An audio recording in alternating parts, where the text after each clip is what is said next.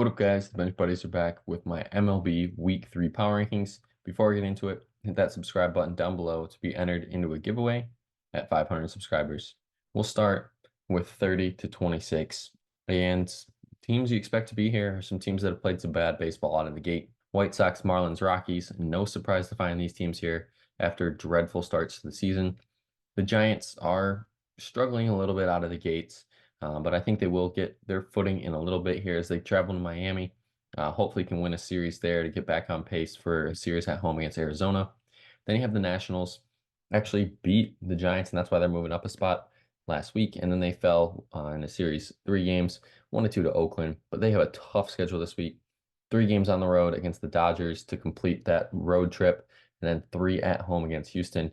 That Nationals team is a team I think could play spoiler at the end of the year against some teams because I think they will be bringing up some good guys towards July, August, and really getting them some looks. But the Nationals will be good till then. But from now till then, I think the Nationals are a big question mark, and depending on how we can see this team perform.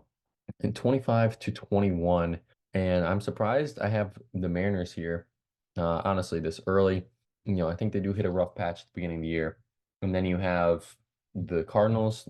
I don't think they're getting much better. They're 7-9. I think they'll be probably about 10, 15 games under 500 this year. The Twins are surprisingly down here, and they are really struggling. Correa's on the IL now, and I just think that this team is just another injury away from really falling off.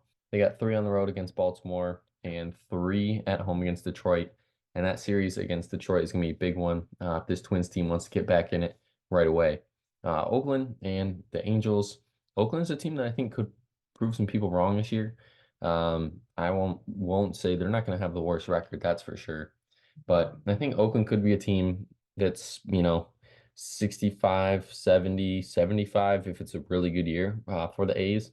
I think this team is really going to start to figure it out. They have some good prospects coming up, but they just got to perform in a very tough division. And same for the Angels. They got to perform in a very tough division. Now, 20 through 16, I think you can make some cases for teams to be a little higher, a little lower. And those teams are the Tigers, the Royals, I think you could say could be a little higher. And then the Astros and the Padres could be a little lower, I think, but just because they are big names and because what they can do, I am going to keep the Astros and Padres where they are. Astros are already moving down 9 spots, where the Royals move up 9. The Astros did get a series win against Texas at home to give them some footing to get to 6-11. But they got Atlanta at home in a tough series and then 3 at Washington, which they could benefit from a sweep there. But the 3 on the road against Kansas City, losing all 3 was just eye-opening for me, and that's why they're falling down here. But then it's also good for those Royals because they're moving up all those spots as well because of that eye-opening series win. And the Royals, 3 on the road against the White Sox and 3 against Baltimore, be a good series for the weekend. And so then you want to look at a good series. I think the Tigers can compete with the Rangers right now just because the injury bug has hit the Rangers so far this year. And the Tigers can match up well pretty much with any team is if they can figure out how to hit the ball. If they can hit the ball, then this pitching staff is elite, and same with the bullpen that gives the Tigers a chance to win every single game. 15 through 11, and the Cubs moved out of the top 10 to 11. Diamondbacks, Reds, and Mets all move up a spot. That's just because some other teams fell behind them, and the Mets, I think, responded well after a very ugly start to the season.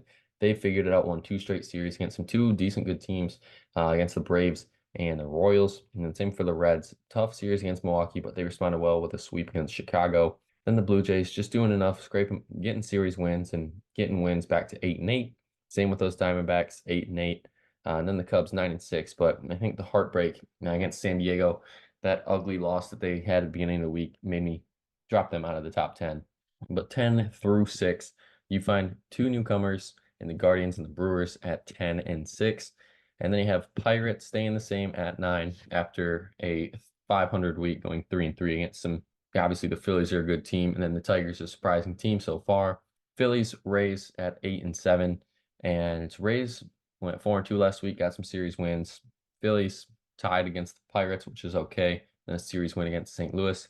It's nothing really big happening here on this one, but the Guardians do have, I think, very favorable matchups this week where they could, really get their footing and go even further in the AL Central. And same for the Pirates. I think it's going to be a big series on the road against the Mets. If they can figure out how to win that series and win a series again at home against Boston, this Pirates team might be jumping up a bit as well. But the Phillies should take care of business. The Rays should at least win 3 or 4 against the Angels and then go on the road against the Yankees in a tough series. Then the Brewers, I think, it's a divisional rival weekend series against St. Louis on the road. That'll be tough for them. But the San Diego one is going to be a big, big series for them to see what kind of Brewers team we're really going to get moving forward here. Then 5-1, a newcomer at the top with the New York Yankees. 4-2 week is pretty good, but they did that on the road against one of the hottest teams in baseball to start against Cleveland. Got their wins. They're 12-4, the only team with 4 losses right now. Best in the league, and obviously so you got to put them at number one. They get through 6 divisional games this week, 3 on the road at Toronto, 3 versus Tampa Bay. I think they at least got to go 3-3 to possibly have a chance to stay at the top. 4-2, really to solidify themselves at one, whether that's a sweep on the road or however they do it. They need to at least go 4-2. Then you have the Dodgers falling back a little bit because that series loss at home to the Padres was pivotal. I think I can't keep a team that just lost a divisional series at home in prime time and the number one team. I just can't keep them at one. But obviously all that talent is there. And then you have them playing the Nationals and Mets. I think at worst they finish 4-2, and obviously their ceiling is 6-0 this week. The Braves struggled against the Mets and the Marlins this week, so I had to drop them as well. It doesn't stop for them as they get Houston and Texas. The O's now with Jackson Holiday called up.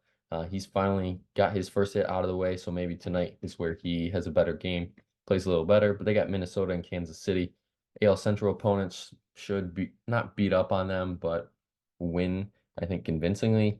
And then the Rangers, 7 games on the road this week, no days off, and they get Detroit and Atlanta. I think Detroit could, possibly be a team that slips them up a little bit. Then 3 on the road at Atlanta, which will be a great series this weekend. But that's going to be it for my week 3 power rankings. Check back next week to see where your favorite team ranks. And until next time, the Bench Buddies are out.